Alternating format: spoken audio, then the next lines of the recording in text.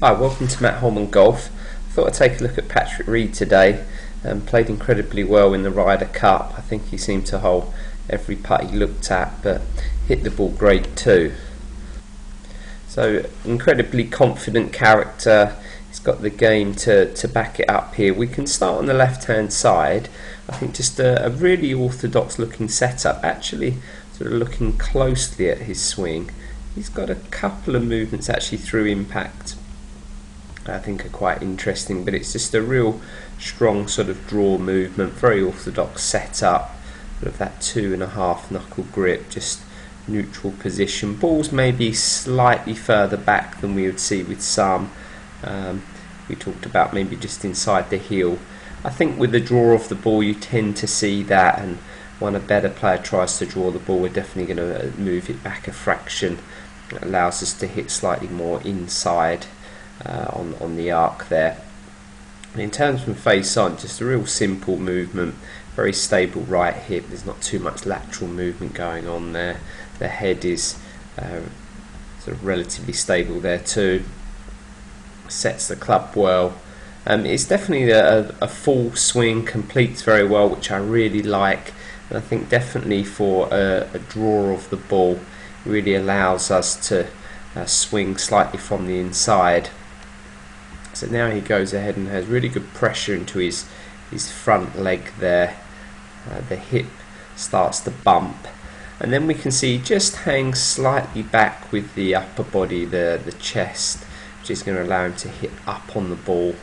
But I think what's quite interesting, if you look at his footwork through sort of impact there, what you're going to really see, especially if we look at this left foot, so if we just try and look at the left foot, what's quite interesting, we see this, they talk about sort of ground reaction where we have pressure down into the ground, and saw this with Tiger as well. A lot of the real long hitters, guys like Jordan Spieth have versions of this. You're actually going to see that foot sort of twist and spin out. It's very little weight through the heel there, and that's really caused from that pressure downwards, and then the energy releases up and out.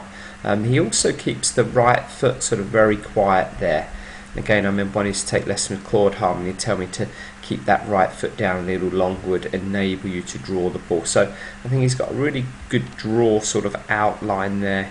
Keeps that right side very quiet through the ball, which allows the right arm to work quite aggressively over the left there.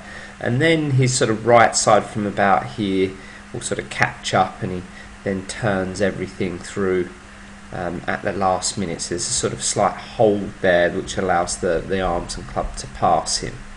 So if we just look on the right hand side now, if we said the middle of the fairways around here, it looks like a dog leg round to left there.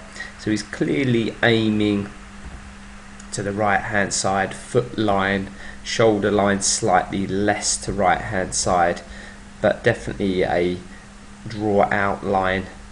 And then from there really his club just follows that body line. Real simple first movement, sets the club very nicely, and again you're going to see that very much completed look.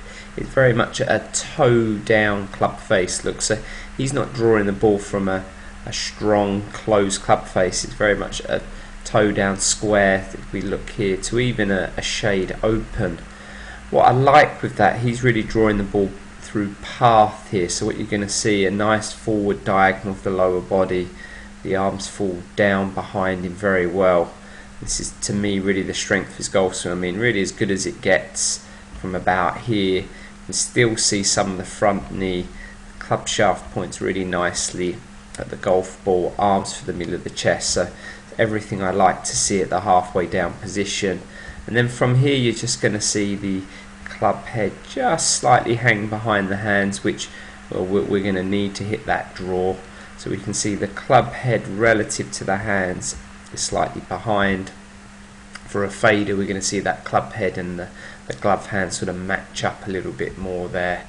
So now he can go ahead, the forearm line, shoulder line looking a little to right, and really release that right forearm over left. If we bring that back a frame, we can really see that sort of free release of the club head. We can nearly see verging on a bit of sort of what we with VJ Singh would be on the extreme, where that right hand is so relaxed there, such a free release. We can nearly see the sort of right hand coming off the club.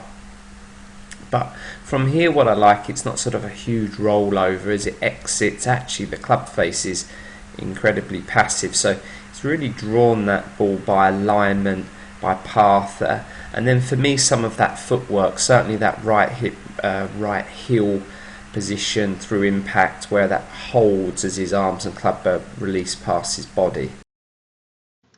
For more videos like this, you can subscribe to my channel by clicking the red button below. Please feel free to leave your comments and questions, and if you would like a personalised review of your swing, check out my website, mattholmangolf.com.